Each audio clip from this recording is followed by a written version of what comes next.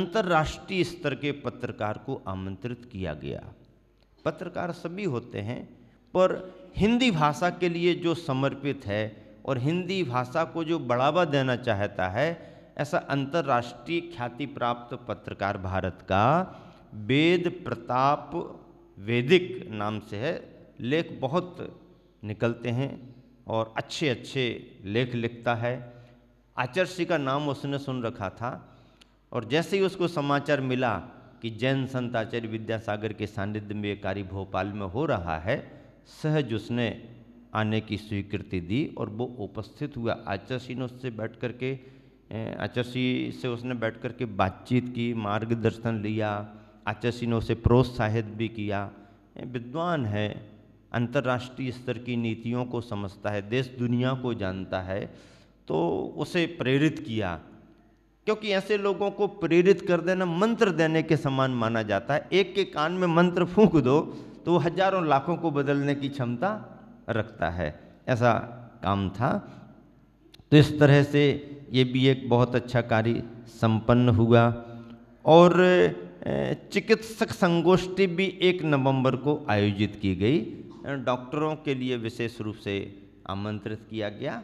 आचार्य का परामर्श उसमें मिला। और आचार्य तो बाहर की चिकित्सा में बाहर की बात तो करते करते हैं, लेकिन आचार्य ने अंतिम उपसंहार में यही कहा, ये तो सब शरीर की चिकित्सा की बातें हुई हैं। मैं तो कहता हूँ अध्यात्म की दृष्टि से आत्मा की चिकित्सा भी होनी चाहिए।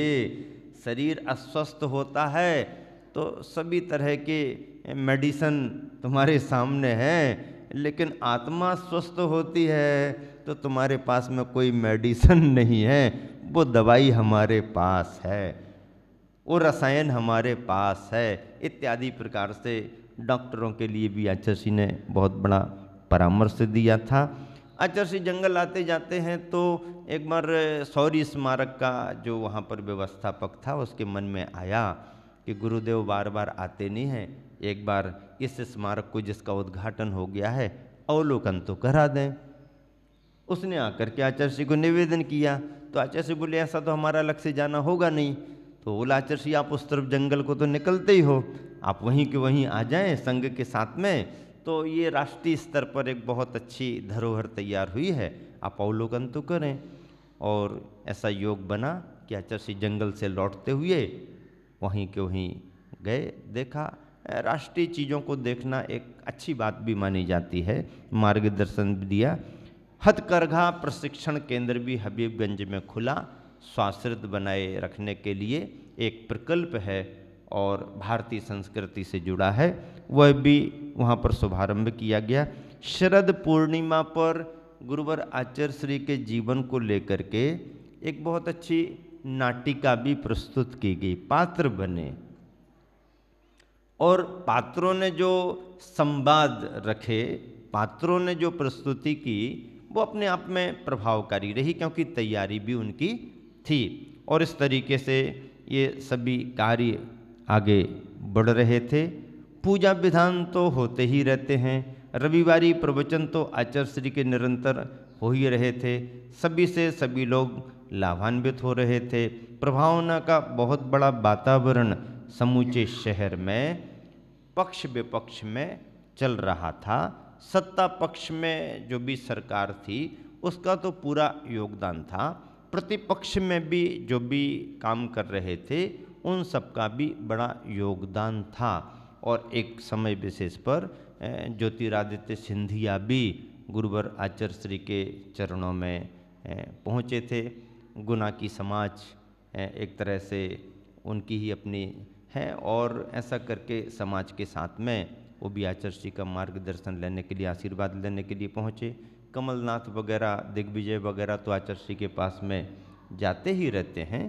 तो इस तरह से आचार्य जी तो हमेशा सभी को बराबर से, और यही कहते हैं भैया हमारे पास तो केवल यही आशीर्वाद है कि आप अच्छा काम करो और सबके हित में काम करो और खूब काम करो, राष्ट्र उन्नति के काम करो, बस फिर तुम्हारी मेहनत और तुम्हारा भाग्य जैसा है हमारा सबको आशीर्वाद है। इसीलिए सभी लोग खुश रहते हैं और वो ये जानते भी हैं कि ये आचार्य श्री सभी को आशीर्वाद देते हैं, पर बाकी किसी के उसमें पड़ते नहीं हैं। इस तरह से ये सभी कार्यक्रम निरंतर संपन्न होते रहे।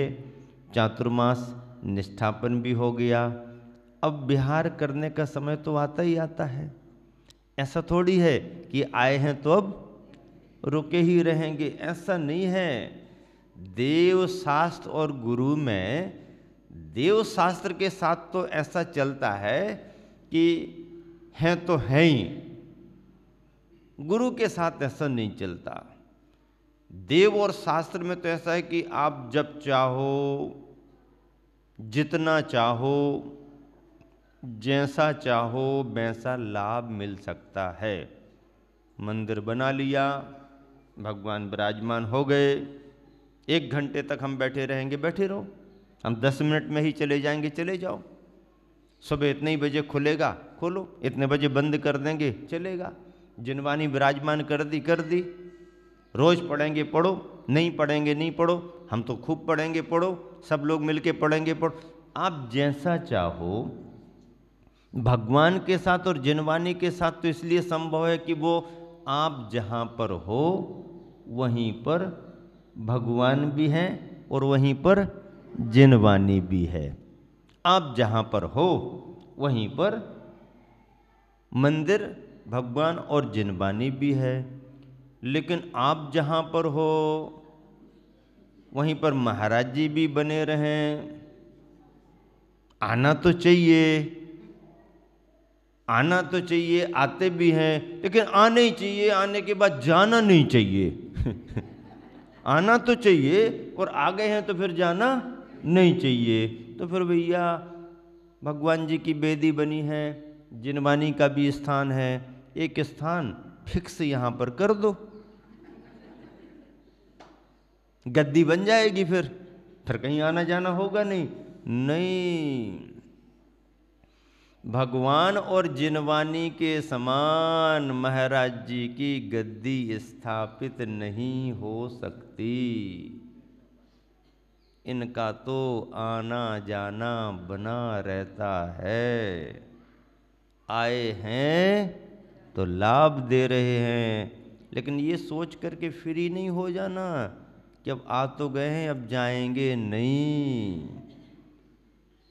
श्रावक में और साधु में क्या फर्क है? क्या फर्क है? श्रावक वो है, साधु वो है। क्या फर्क है श्रावक और साधु में? गृहस्थ में और त्यागी में क्या फर्क है? जिसके पैर टिके हुए हों और मन घूमता रहता है, चलता रहता है, वो गृहस्थ है। गृहस्थ कौन है? जिनके पैर तो टिके हुए हैं लेकिन मन घूमता रहता है, चलता रहता है, वो गृहस्थ। और साधु कौन है? जिनका मन टिका हुआ रहता है और पैर घूमते रहते, चलते रहते हैं, एक ही जगह नहीं, बदलाव होता रहता है। जिनका मन टिका हुआ है और पैर चलते रहते हैं वो संत साधु कहलाते हैं, और जिनके पैर टिके हुए रहते हैं और मन घूमता फिरता चलता रहता है वो गृहस्थ कहलाते हैं। गृहस्थ का ड्रेस भी फिक्स है और एड्रेस भी फिक्स है। ड्रेस भी फिक्स है और एड्रेस भी फिक्स है। साधु वो है जिसका कोई ड्रेस भी नहीं और एड्रेस भी नहीं। कोई ड्रेस नहीं, कोई एड्रेस भी नहीं। साधु का कोई ड्रेस है क्या? डिजाइनर कौन है बताओ? है? ड्रेस ही नहीं है तो फिर क्या? डिजाइन की बात क्या है? प्रकृति ने जो दिया है वो उनके पास है, ऊपर से कुछ नहीं है।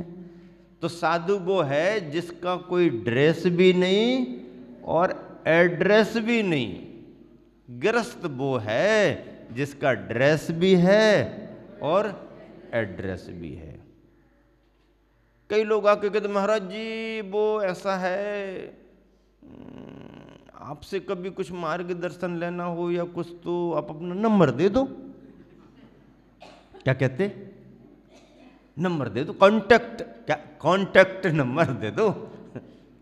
भैया कांटेक्ट कौन सा नंबर है ये? नहीं नहीं, आपका नंबर होगा ना, हमारे पास तो ऐसा कोई नंबर नहीं है। नहीं नहीं, फिर भी तो कभी आपसे कुछ पूछना हो, आशीर्वाद लेना हो तो कुछ तो नंबर होगा। हाँ ठीक है, तो फिर ले लो। है ना आपका नंबर? हाँ है, हमारा नंबर है। आपको क्या कह रहे महाराज जी, हमारा नंबर है? कौन सा नंबर है महाराज जी? नोट करो, जल्दी जल्दी नोट करो। उसको भी नोट कराए, तुम भी नोट कर लो। क्या है महाराज जी तुम्हारा नंबर? हमारा नंबर 108। कौन सा नंबर है हमारा? 108। 10 वाला नहीं है, 10 अंक वाला नहीं है, 108। कौन सा ना, वो कोई एम्बुलेंस का तो नहीं है नंबर कोई? वो उसका होगा हमारा नंबर। कैसे महाराज जी आपको 108 नंबर? अरे भाई ये तो हमें भगवान ने दिया है, भगवान के द्वारा दिया हुआ है। कोई भी मुनि महाराज हो तो आप क्या लिखते हैं? कोई भी मुनि महाराज हो तो क्या लिखते हैं?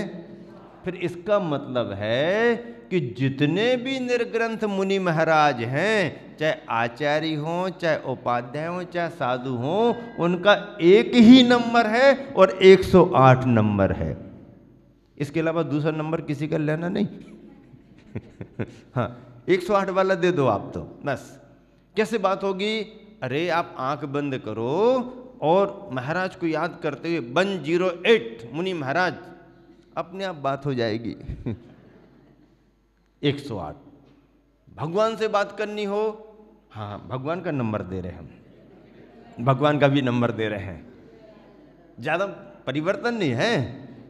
108 में एक जीरो और लगा दो, खत्म काम। 1008, 1008 लगाओ, अपने आप भगवान से बात हो जाए। और ऐसा नहीं कि अब व्यस्त है, प्रतीक्षा करो, ये करो, वो करो, कवरेज क्षेत्र से बाहर हैं, ऐसा कुछ नहीं। आप तो जब लगाओ डायरेक्ट हॉटलाइन एकदम। कुछ है ही नहीं, सीधा सीधा, कहीं कोई प्रतीक्षा करने की जरूरत नहीं है, कोई कवरेज क्षेत्र से बाहर, ऐसा कुछ नहीं। आप जब लगाओ तब आपकी बात हो।